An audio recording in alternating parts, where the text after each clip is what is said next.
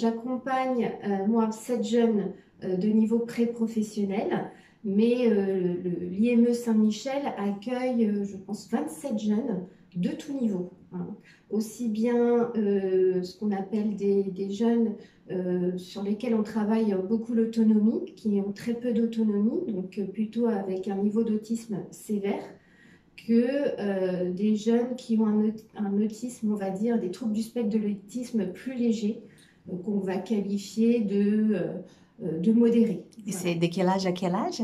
Alors, les jeunes que j'accompagne donc avec cet autisme modéré ont entre 13 et 21 ans. Le plus vieux va avoir 21 ans le 2 décembre. Et justement, Julie, qu'est-ce que vous faites comme chargée d'insertion professionnelle auprès de ces jeunes?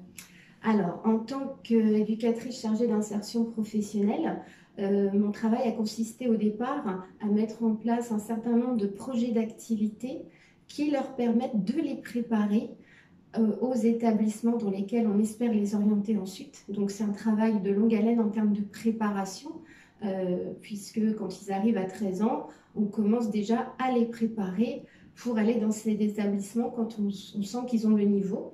Donc ces projets sont autour de ce qu'on va retrouver principalement en ESAT, c'est-à-dire tout ce qui est cuisine, tout ce qui est restauration, tout ce qui est éventuellement bricolage, tout ce qui est une approche autour des métiers, donc découvrir l'aspect du métier, du poste, du travail, appréhender la notion de travail, c'est très important qu'ils arrivent aussi dans ces ateliers à se projeter éventuellement. Et vous me parliez tout à l'heure, Julie, qu'il a une partie importante aussi, c'est de créer des partenariats pour que les jeunes sortent un peu de l'établissement et qu'ils aillent sur les terrains. C'est ça, en fait, cet atelier de sortie découverte des métiers, c'est une approche vers l'extérieur. C'est-à-dire vraiment, on est à la découverte du monde extérieur et ce que ça implique, c'est-à-dire aller vers l'autre, vers les professionnels et donc s'ouvrir au monde extérieur de l'IME. Et donc, on organise des rencontres avec des professionnels vraiment sur le terrain, aussi bien du milieu protégé, donc on va à la rencontre des ESAT, que des entreprises du milieu ordinaire. Donc, ouais. Est-ce que vous pouvez expliquer rapidement qu'est-ce que c'est un ESAT? Un ESAT, c'est un établissement en fait qui reste dans le milieu protégé.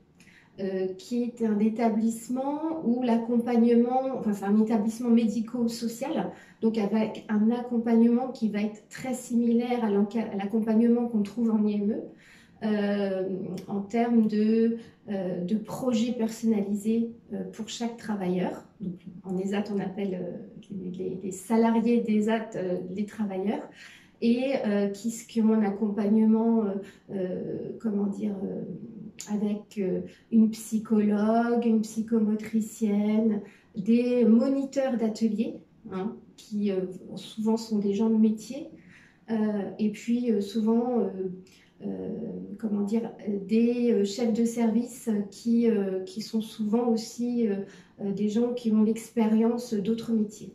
Voilà. Et Julie, comment vous associez les jeunes à ces processus professionnels?